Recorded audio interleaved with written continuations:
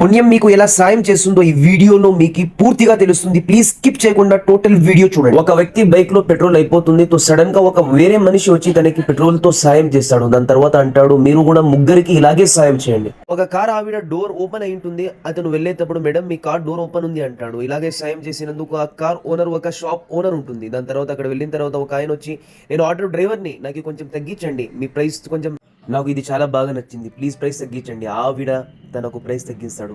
దాని తర్వాత అతను ఆటో డ్రైవర్ ఉంటాడు, ప్యాసింజర్ దగ్గర డబ్బులు ఉండవు. తను అంటుంది, నేను మీరు వెళ్ళిన తర్వాత జీపే చేశాను అని. తన భరోసాతో అతను కూడా నంబర్ ఇస్తాడు, అట్లే వెళ్ళిపోతాడు. దీంతో ఏం అర్థమవుతుంది, ఆ భార్య తన ఫస్ట్ పర్సన్ ఎవరు హెల్ప్ చేసినారో పెట్రోల్ ఇచ్చి అతని భార్య ఉంటుంది. ఇలాగే పుణ్యం ఎలా సాధ్యం చేస్తుందో ఈ వీడియోను మీరు చూడొచ్చు.